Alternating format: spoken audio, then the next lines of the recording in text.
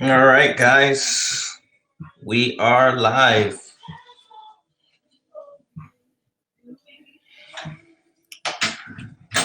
Alive and ready to rock and roll. Have my headphones on, listening to a little bit of music in my headphones. Last time when I had the music playing on the stream, it made the stream sound a little weird, I guess. All right, let me as always, I'm gonna share the stream. I'm gonna pull it up here. All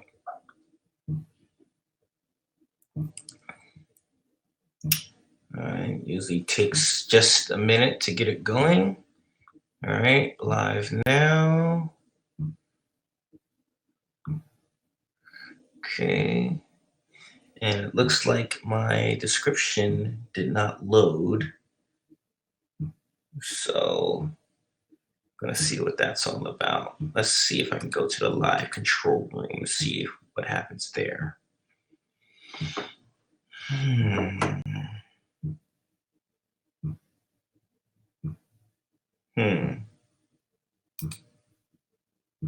Well, I thought I already had all that stuff in there. Okay.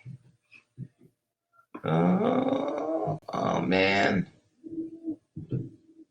All this cool stuff written there. Now it's not there anymore. This should be a 7. All right. And all the cool stuff that I wrote is no longer there. So, all right. So I'm just gonna write day 7 of NaNoWriMo is up and running. Is here. Thanks for joining me.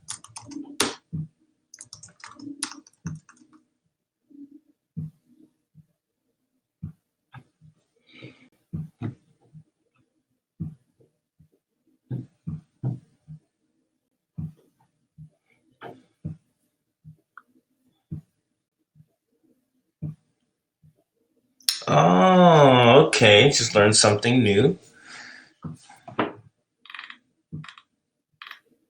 So write the description after we go live. Cool. Always good to learn something new. All right. All right. So let's get our right on. Let's jump right into where we were before. Oh, I'm supposed to be creating a PDF for you guys so that you can read what I have so far. So I'm actually going to prep that right now so I can dump this stuff in to final draft, new document. All right, so now I'm going to make sure that that's there. Maybe while I'm in some downtime, I will write a little bit into the PDF, paste it in there.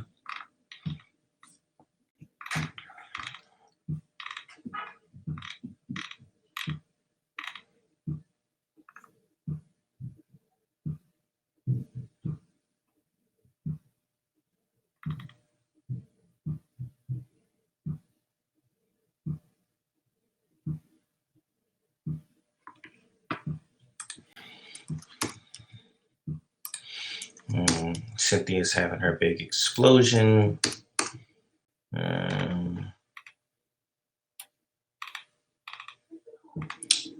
So I don't think I necessarily like this here.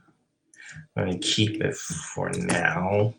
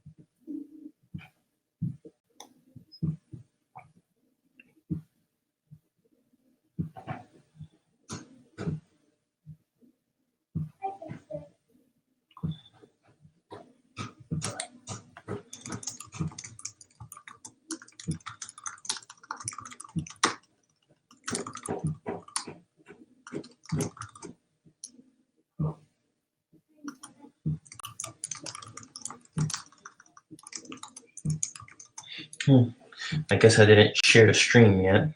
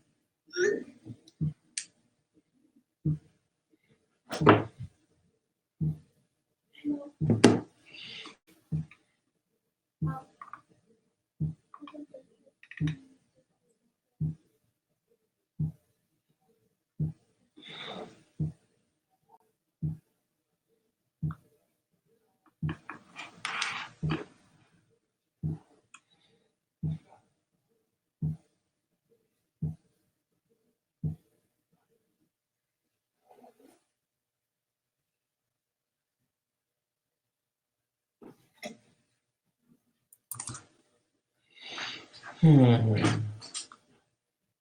that sort of served as the epilogue there.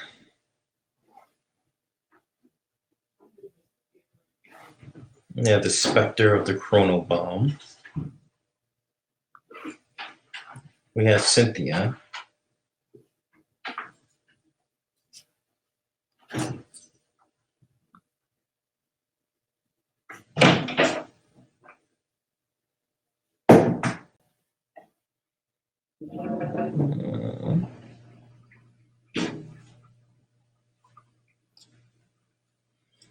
So now we're going to move into the next part here, which will be the rise of Super Earth 1.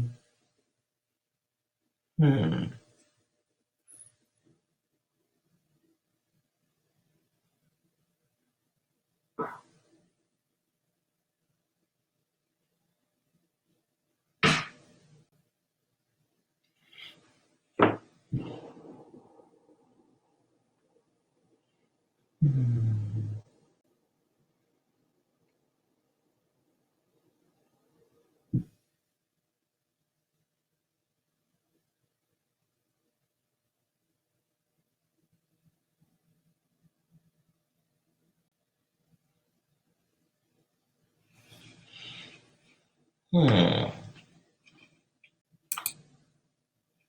So now we're going to sing.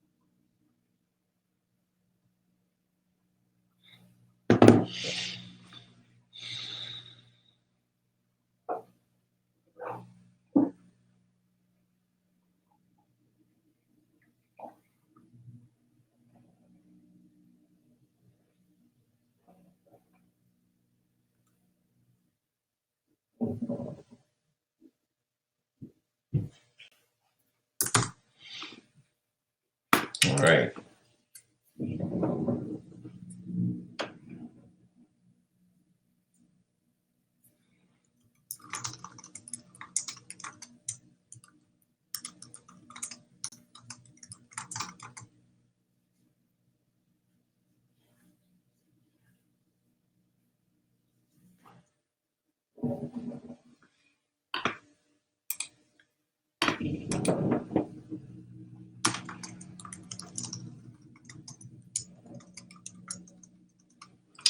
We were just in kind of a classroom, so let's not do this in a lecture hall.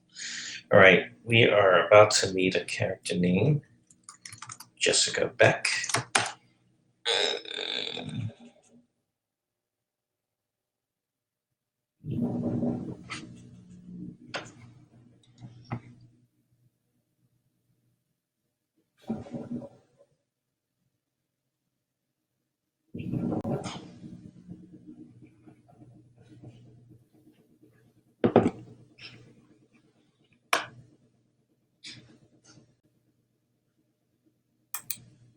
Jessica Beck, and we want to figure out a way to introduce her to the story because she is going to be one of the primaries. And she's a professor.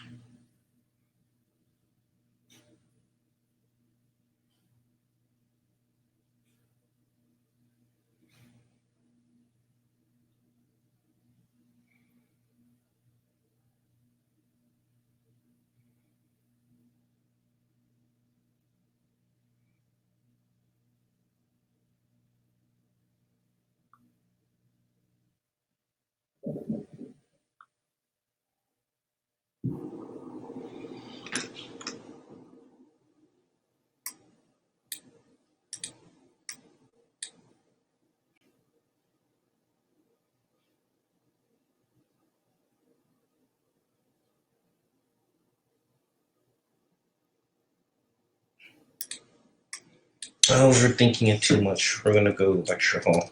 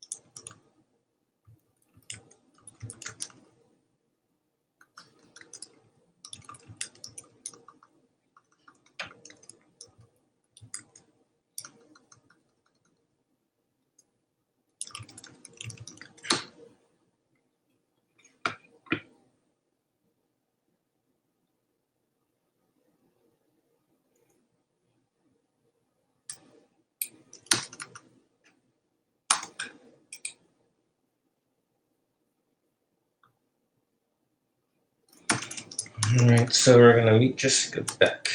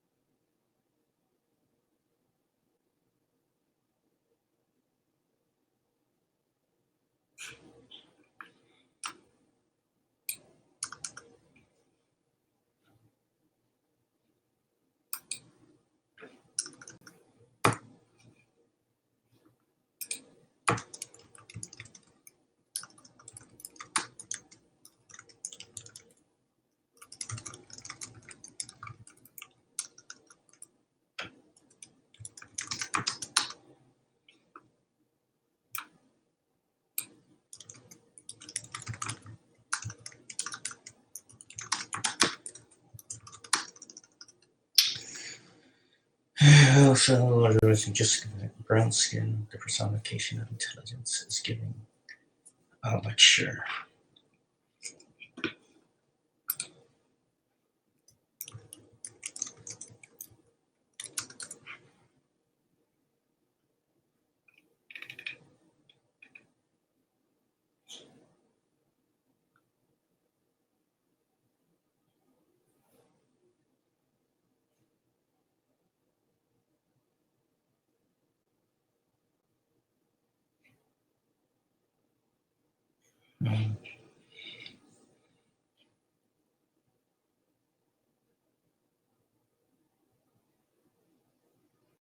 Hmm.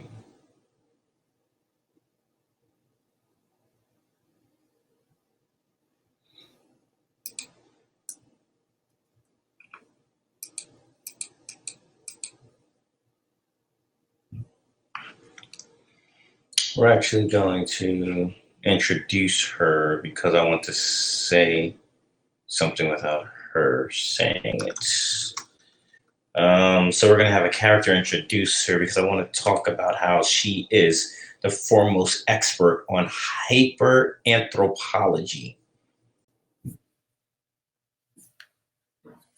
But I don't want her to say, "Hi, I'm the expert on anthropology."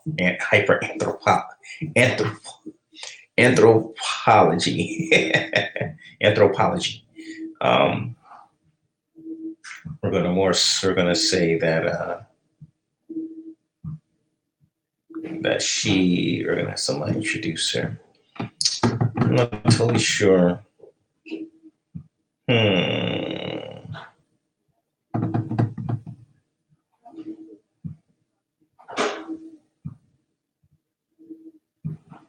Nope. No lecture hall. We're gonna go interior.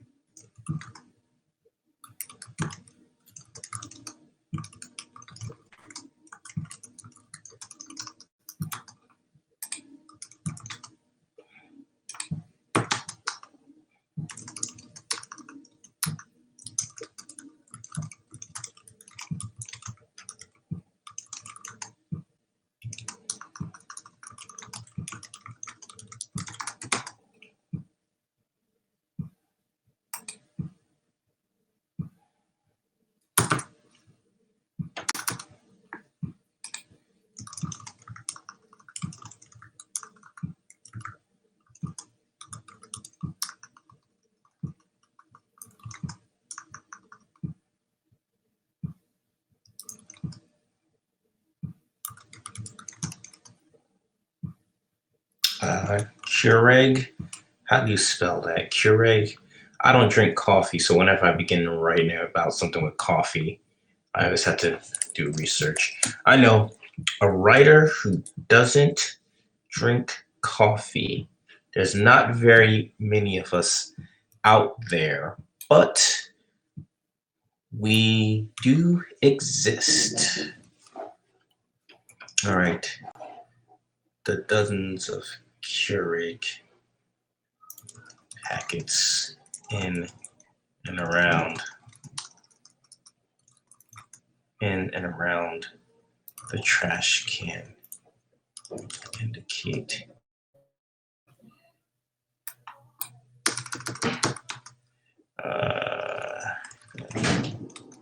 or evident.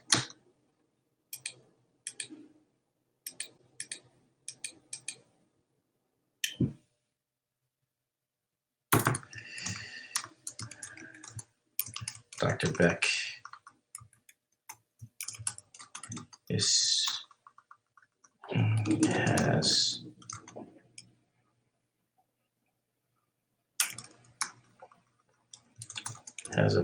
has a large book open and is taking vigorous notes, both handwritten and typed. Both handwritten on a notepad and typed in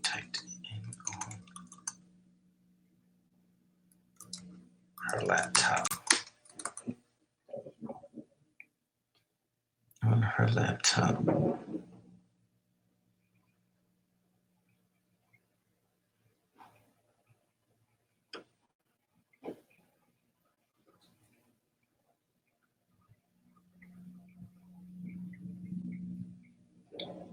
Oh, let's have her on the phone.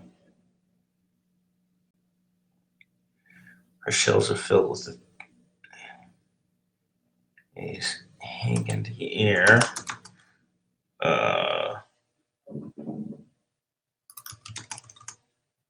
Lots of words.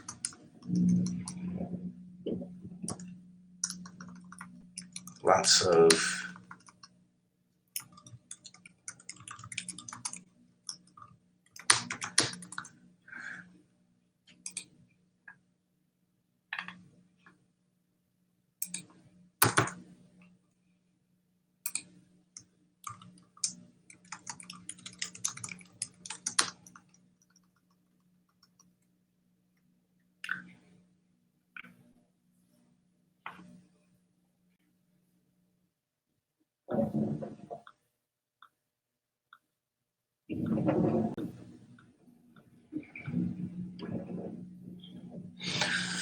Okay, so we're gonna so right now I'm trying to decide where we meet Jessica Beck. The original part of Jessica Beck's not the original part of Jessica Beck, but the initial part of her arc is that she is an expert on hyperanthropology, which is what I was trying to say earlier, hyperanthropology. She studies hyperbeings and their impact on the world. While there are many people who study this, she is kind of a lone voice who believes that there's going to be a widespread negative catastrophe if the world continues to pretty much hold hyper beings up on a pedestal. In this world, hyper beings are not feared or lashed out against. They're accepted as a part of the world. And however, them being a part of the world a part of like everyday society. However, there's been, while yes, there's been a lot of advances technologically and physically, there's been also some negative side effects of uh, hyper being integration. She is one of the few people who are pointing that out and kind of following the the trail of crumbs into the future, where she believes that there's going to be some negative that comes from this, like something widespread, some negativity. Most other scholars believe that she is pretty much off her rocker. They believe that she's an anti-hyperist, kind of like a racist, but anti-hyperist. And in this world, being an anti-hyperist is pretty is not a good thing. It's definitely not the worst thing, but it's not a good thing either. And she tries to explain, I'm not an anti-hyperist. I just think that we should slow down with hyperintegration because it's going to have some negative effects. She writes a book about it, and the book is panned by other scholars and other people like her. Why is my stream not showing up in high def? I want to watch myself in as high definition as possible. Okay, so she's panned. She's a professor she's a prestigious professor, but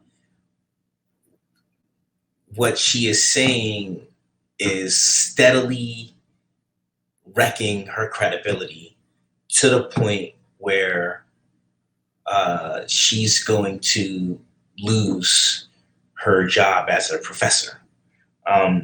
So right now, I'm trying to decide where I'm going to introduce introduce the readers to her. And what I'm thinking is that she's going to be introduced through like where in her story am I going to introduce you to her? And my philosophy is that dropping people right in the middle of the action is where we want to be. So I am going to take it from. So what I'm describing here is a pretty frantic kind of situation. She's her office is a complete and utter mess. Three-dimensional displays hang in the air, lots of insightful notes. Her shelves are filled with thick volumes. She looks like she's been awake for several days. The dozens of Keurig packets in and around the trash can. Trash can, one word, two words, make that even more evident.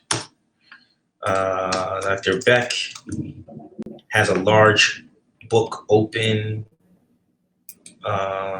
in front of her and is taking vigorous notes, both handwritten and handwritten on a nearby notepad. I'm actually going to change this because now I'm going to introduce her in a very in the middle of her crisis.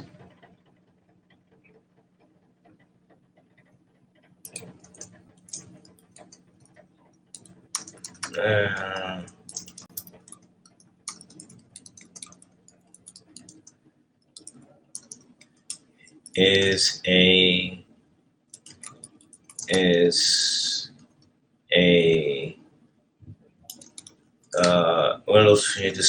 one of those displays is a video call with one of those displays is a video call with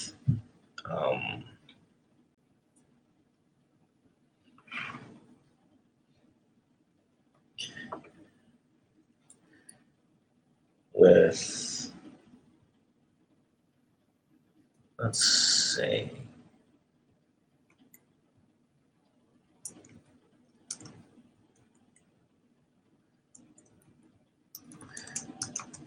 for that.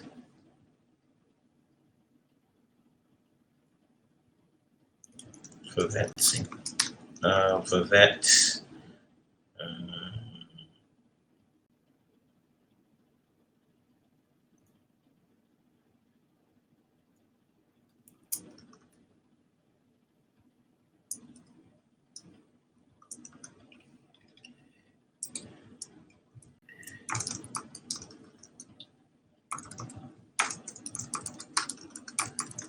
I will not retract what I said.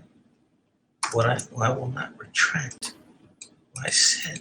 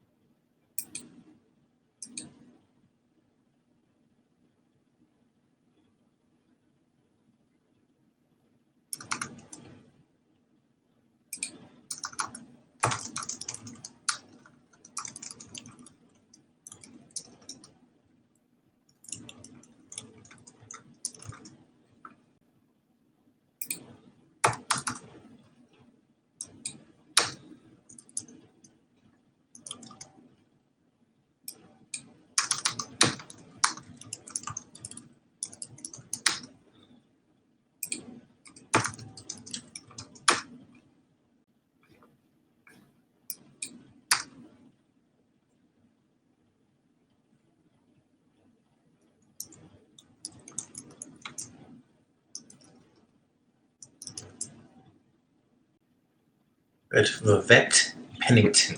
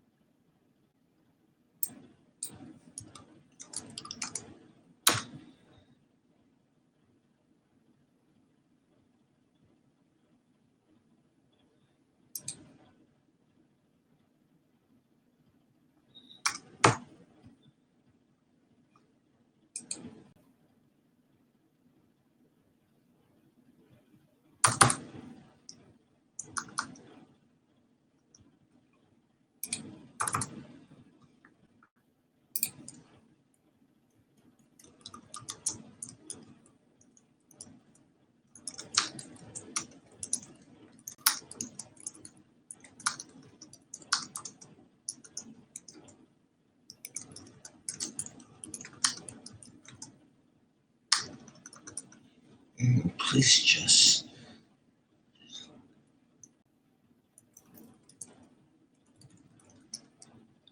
what this means.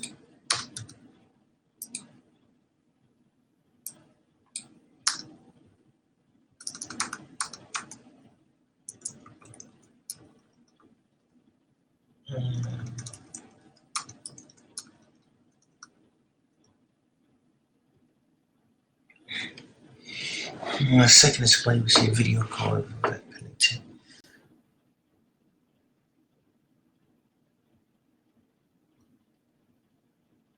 You know what? We'll get the call.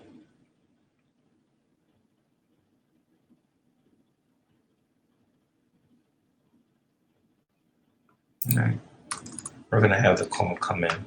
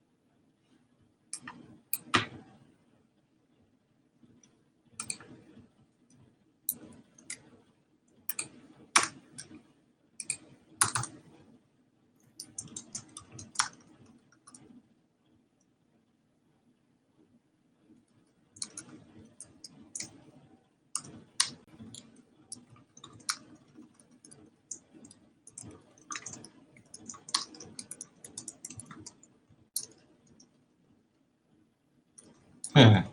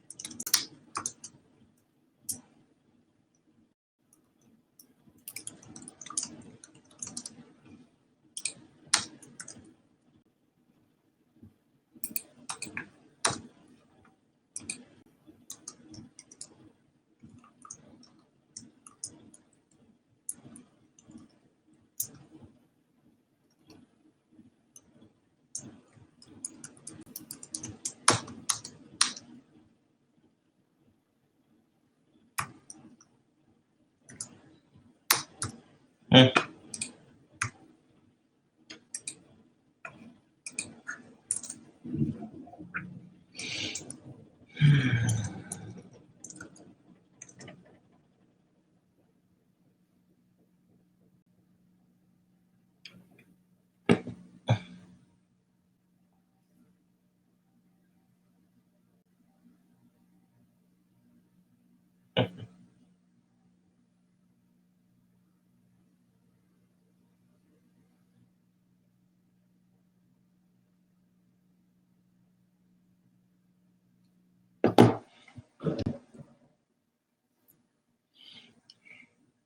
Hmm.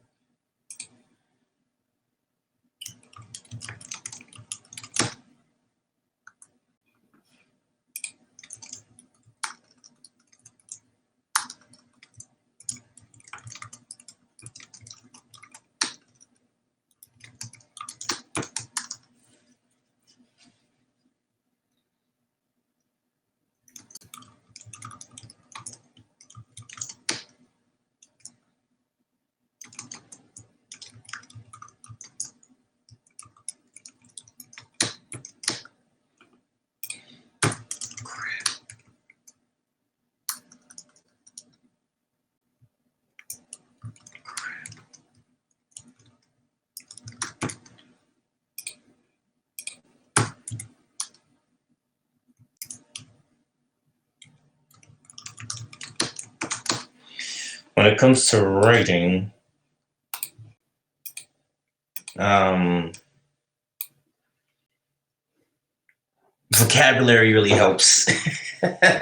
Okay, I guess that's kind of obvious, but control of the language or control of whatever language you're writing in, the more vocabulary you have, the more control you have over what you're writing, and you can say things much more concisely, especially in a situation where I'm writing a script like this, where conciseness,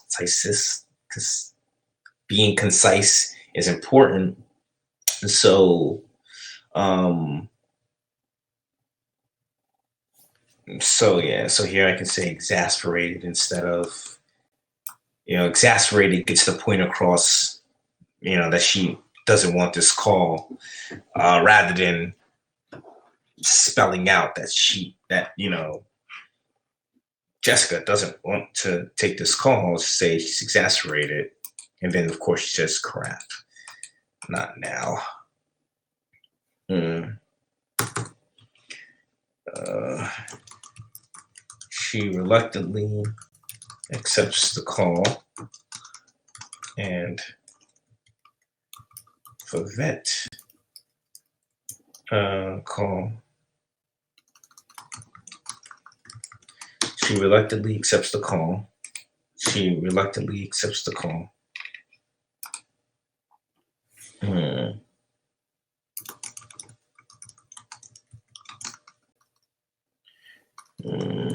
And one of her screens. She reluctantly accepts the call. Call.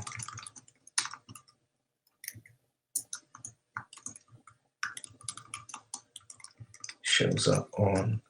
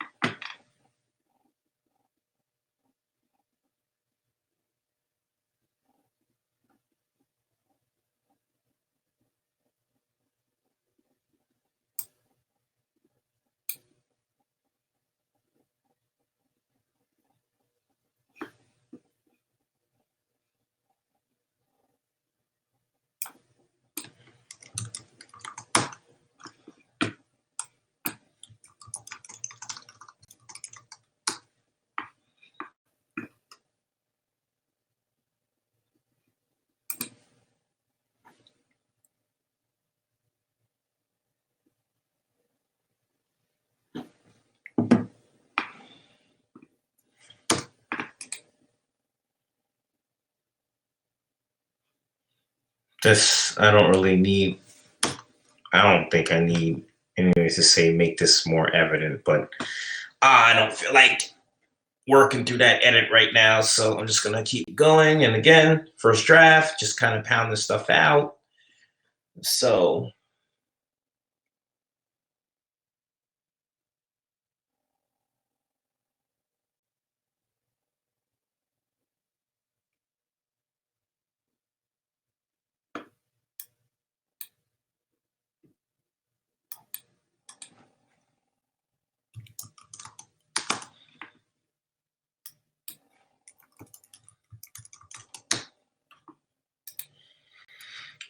holographic screens are kind of like that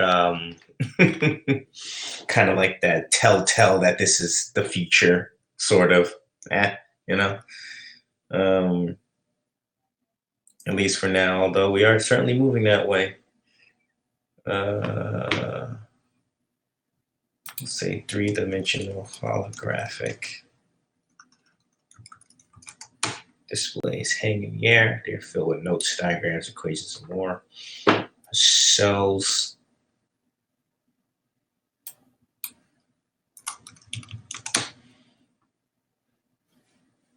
Her shells are filled with thick volumes. She looks like she hasn't slept in several days.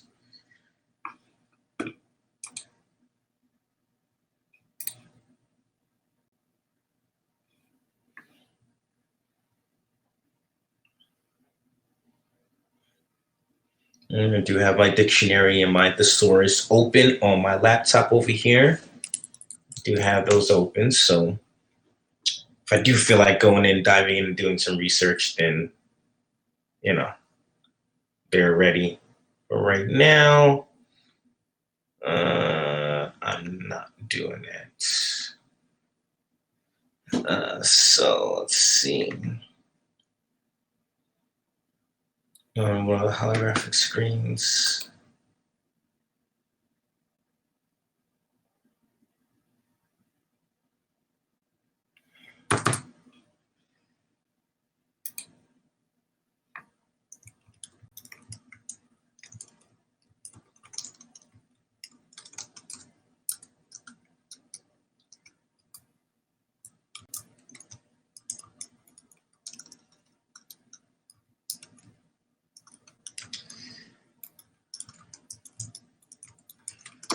Dr. Pennington.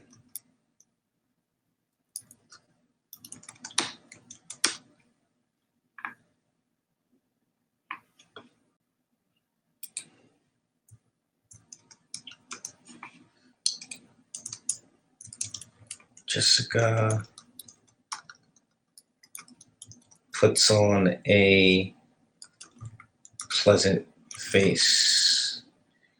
Hi, Dr. Pennington.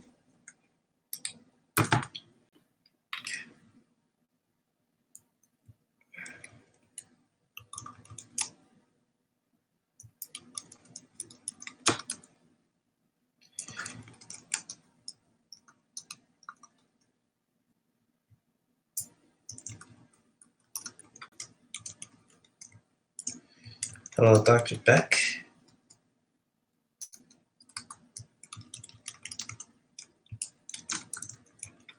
To what do I owe this pleasure?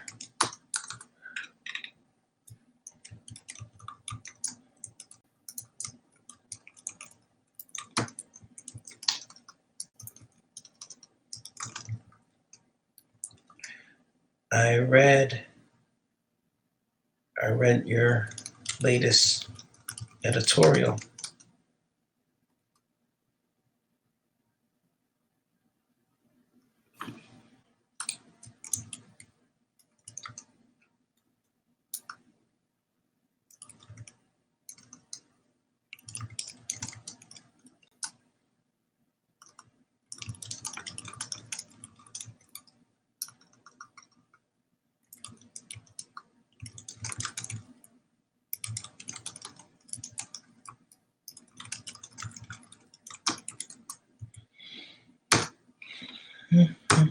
In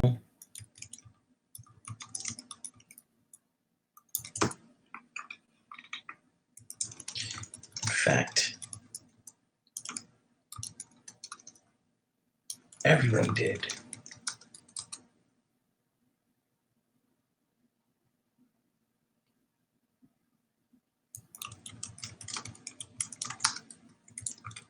And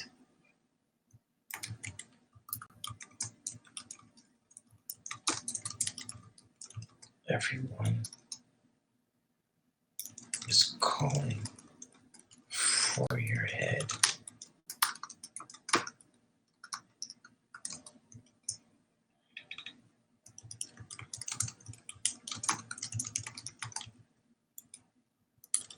Are you surprised?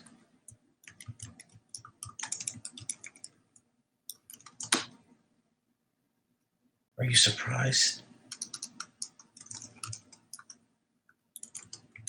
Okay. This is academia. If someone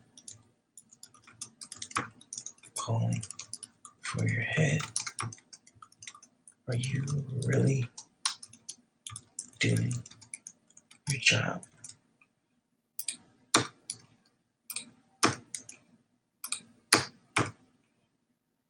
This is academia. If someone isn't calling for your head, are you really doing your job?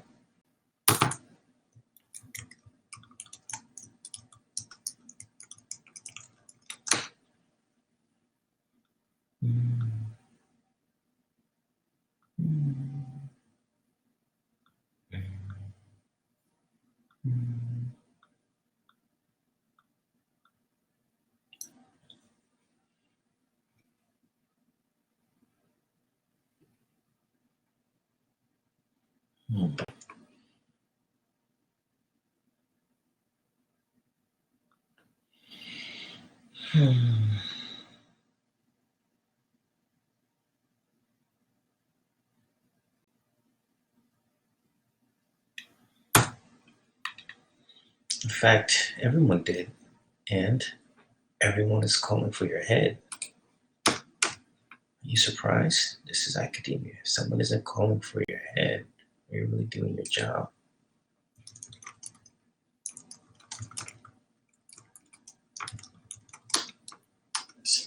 This isn't a laughing. This isn't. This isn't.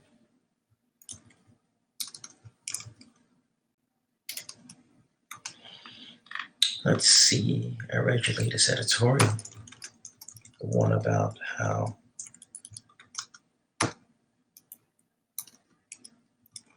hyper beings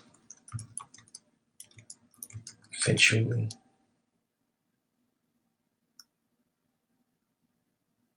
everyone did.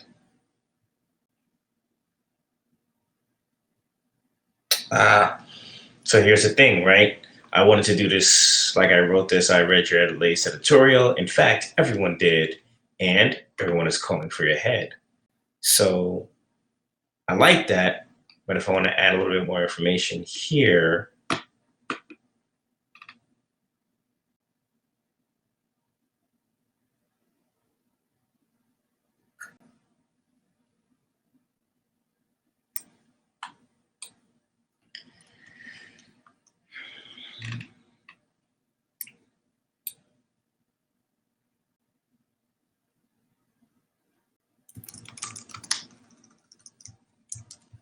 Jessica, you can't.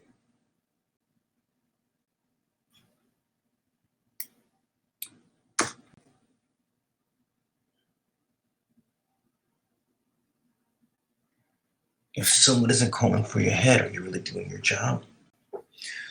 So when I try to write dialogue, the way I make it flow is I try to find natural ways to get to what I'm trying to say. If you try to just shoehorn in what you're trying to say, what you want your characters to say, that's when the dialogue gets a little bit funky and doesn't sound natural. So I try to follow the conversation as best as I can while getting the pertinent information in there. There's a challenge because you don't want things to get too unwieldy and out of control, but at the same time, you don't want to be so concise and so pointed that that it becomes unnatural. So I'm just trying to have them have a flow of the conversation. Vivette, of course, is not happy. Jessica is trying to is trying to avoid the conversation because she feels that there's an inevitability coming.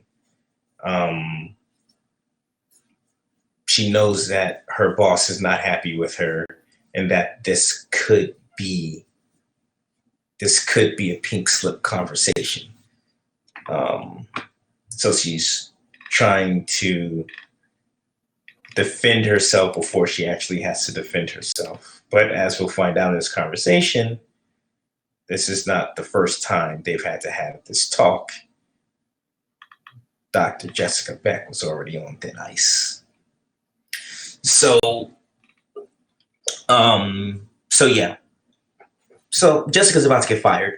I'll just tell you that she's about to get fired. I need to work my way to it. And I wanted to tell you because I want you to know what I'm thinking as I'm writing this scene, as I'm working through the scene. Like, how do I get to that point? You know, if Vivette is kind of soft pedaling it, she didn't want to just say, "Hey, Jess, you're fired." You know, she's, you know, when she addresses her at first, she calls her Dr. Beck. She respects her. This should be a question mark, at least for now. I read your latest editorial.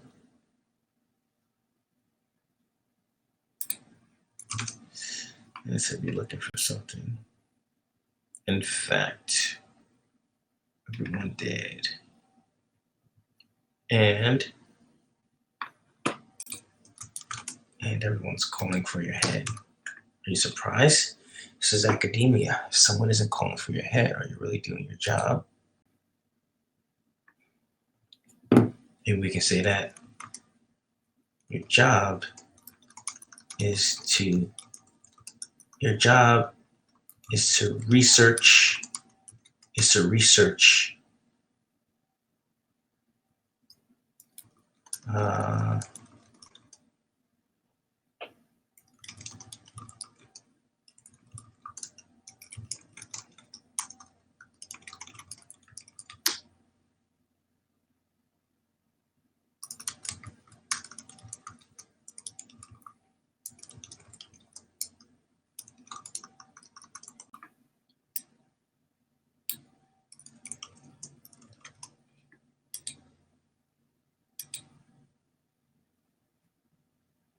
is to research, is to research, is to research, to lecture,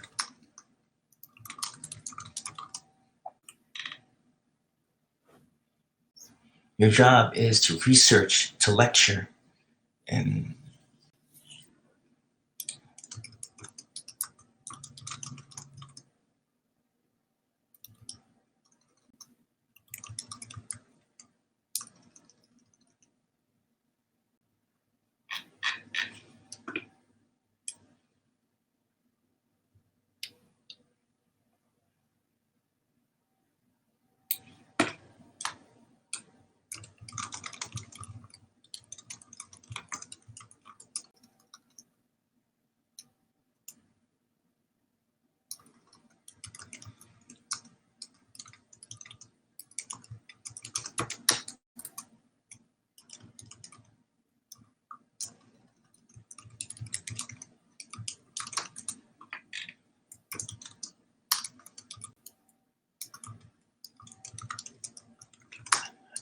I didn't say that, Vivette, you know.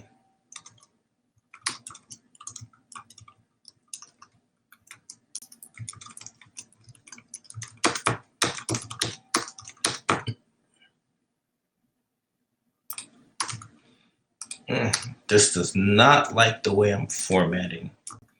All right, so I jumped ahead a little bit because I wanted to get this down. Your job is to research, to lecture, and to present fact-based arguments and hypothesis. And hypothesis. What's the plural of hypothesis? Hypotheses? I think I got that.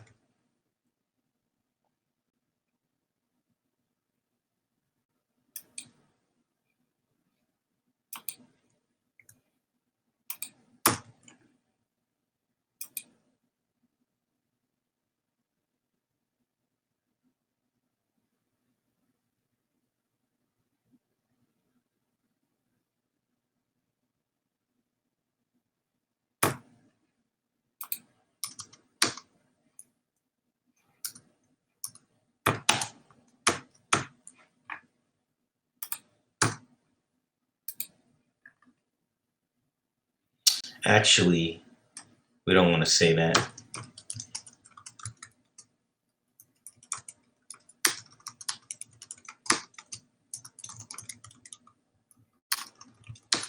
It's not an opinion, Vivette.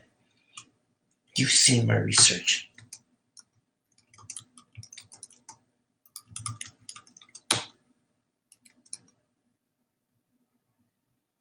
Opinion, Vivette. You've seen my research. You've seen my research. It's based on historical and future historical facts.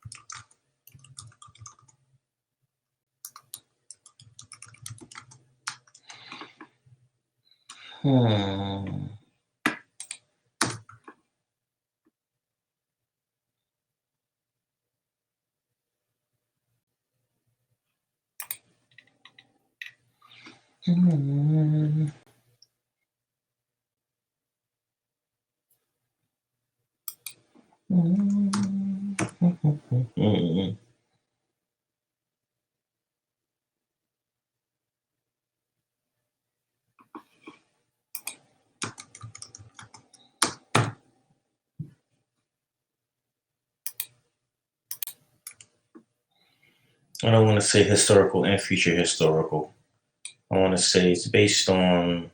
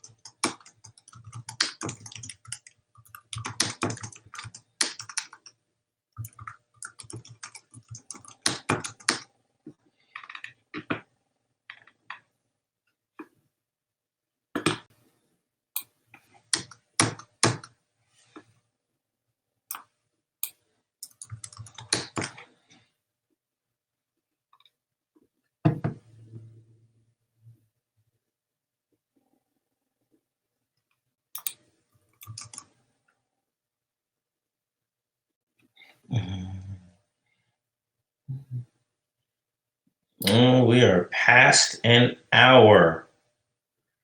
And it's 9 o'clock.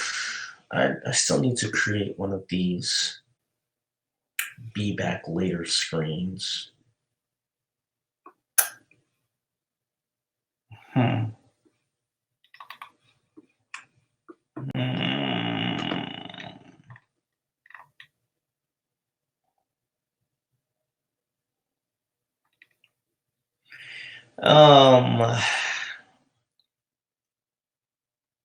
All right. I'm actually in a decent groove, which I was not expecting. Because you never know when you're going to get in a groove when you're doing this writing thing. But I do have to call it a night. If you are a Facebook friend of mine or you follow me on Facebook, yesterday you saw that I got some good news. A script that I wrote for a contest made the first cut. Screencraft does a bunch of scripts, does a bunch of script writing competitions. They're as far as I know, they're pretty well known. And yeah, it's a national competition. They have readers from all over the place, like from all over the industry. Big time stuff like Disney and ABC and all kinds of stuff. Anyway, I submitted a script for a contest. Apparently over 2,500 people submitted scripts, so there were over 2,500 scripts presented. And I made the first cut, quarterfinals. So I was in the top 20% of the scripts that were presented. So I made the first cut. A couple of weeks, they'll announce the second cut, the semifinals.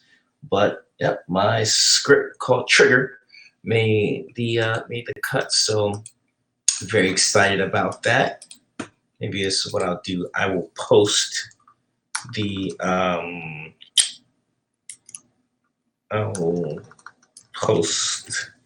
link.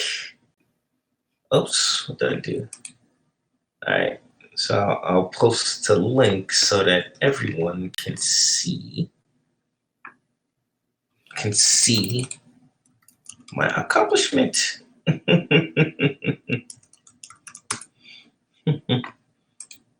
So screenwriting competitions.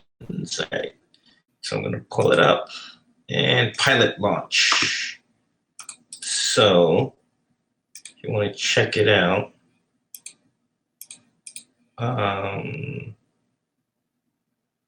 actually I have to put it in over here. So yeah, I'm pretty excited about that. About the fact that I made the cut. So yeah, if you want to check it out, I'm posting it. I think that'll come up. I'm not totally sure. Okay, well, if it comes up, it comes up. Either way, you can screencraft.com. You can see that, yeah, my script Trigger was made the quarterfinals. It's a pilot script, so the first episode of a potential TV show, and I submitted it, and it made the finals. So it's pretty cool. But that was exciting to hear about yesterday, and we'll see how that goes. So the early part of today, I did some resubmitting because now that my script is made the first cut, I had the opportunity to update it. Update the script. So I went back through and I caught a few little typos that I wanted to fix so that the next round of readers won't be reading any typos. Trying to be as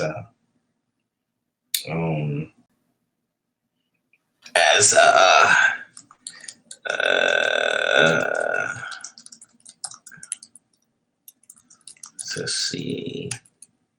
The news about my pilot script. script trigger making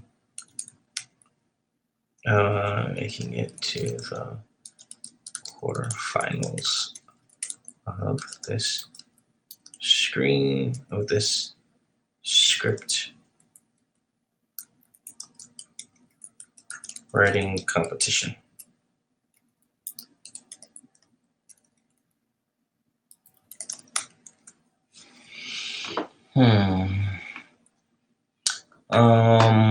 Yeah.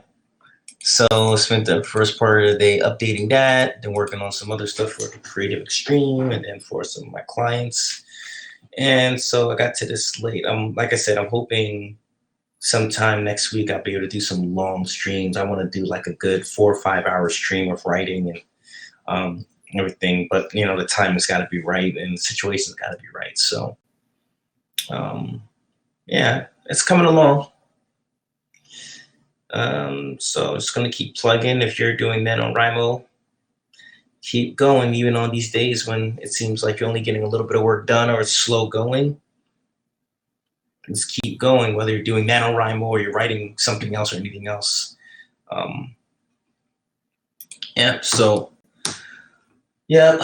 So unfortunately, yeah, I might have to hop off and get a few other things done, but we made some progress. We jumped into the next scene and got about 2 pages, and we begun the first part called Rise. Put that in bold.